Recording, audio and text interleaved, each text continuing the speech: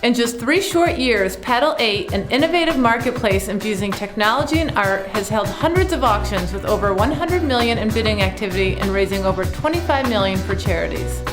They've quickly expanded their reach with members and bidders from hundreds of countries, and they're setting records with their most expensive work, a Jeff Koons sculpture selling for over $900,000.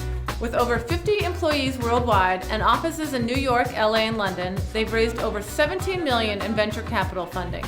I'm here today to talk to CEO and co-founder Aditya Julka about what it takes to launch a successful startup.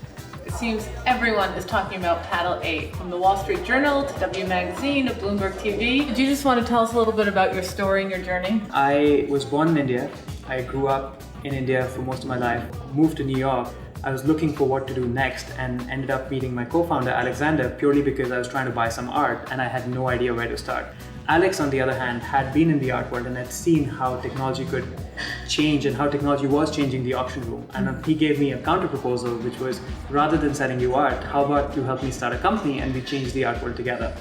So that was very hard to walk away from. Can you tell us about Paddle8? As you walk in, you get a paddle number, just like you would in other auctions. You swipe your card with us, we give you a paddle number.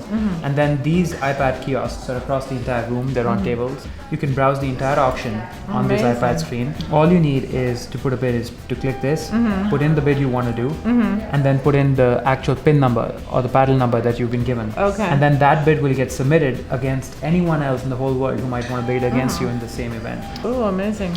You're funded by some amazing companies, Moose Partners, as well as the Founder Collective, who backed BuzzFeed and Uber. Can you tell us what traits you look for in collaborators? We wanted to work with investors who have the patience to let us build a great company.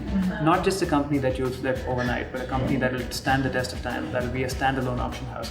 And that really, hopefully, will be a model for how auctions are held going forward. And you have some amazing investors, the Mellon family to artist Damien Hirst. How do you get others to really rally around your vision, especially when you're a startup? I think the auction world hasn't changed in hundreds of years.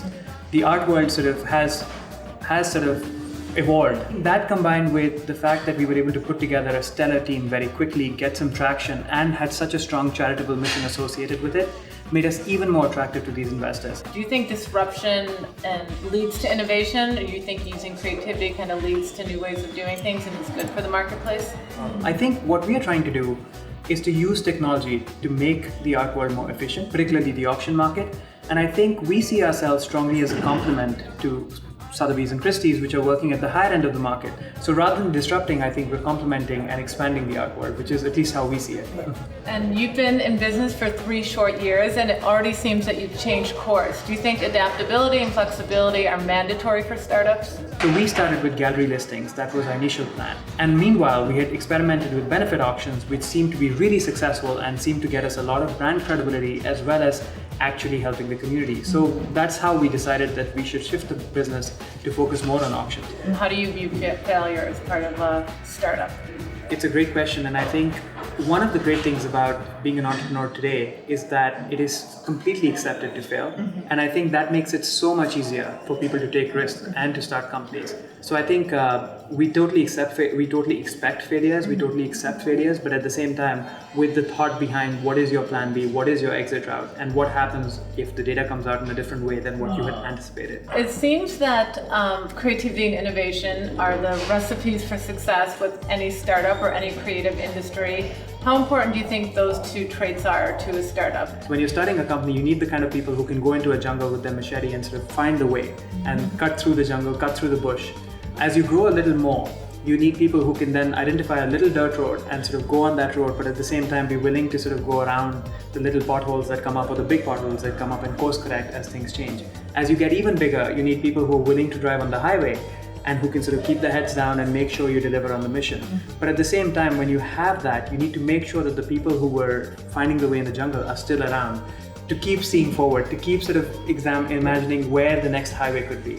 I heard once that someone would rather have an amazing team who can execute versus an amazing idea. Do you feel the same way? Absolutely. I think if you have an amazing team, the idea will evolve 100 times anyway. And I think the part of having an amazing team is the wherewithal and the experience to see what works and what doesn't work, and to adapt the idea so it truly fits the market, so you have the best sort of combination of both. So I would pick a great team over a great idea any day. What advice would you offer entrepreneurs starting out today? I don't think at any time in history, and maybe this is said in every generation, has it been easier to start a company. Today, you can be sitting anywhere in the world and start an online company for less than $100,000. That is extraordinary. And the internet allows you to sort of reach customers across the world very quickly, scale, hire people, work collaboratively with people, and test out your idea in a very short period of time. I think a lot of people say that the internet tech revolution is over or sort of it's nearing its end. I feel it's just beginning, and there's so many opportunities yet to be discovered.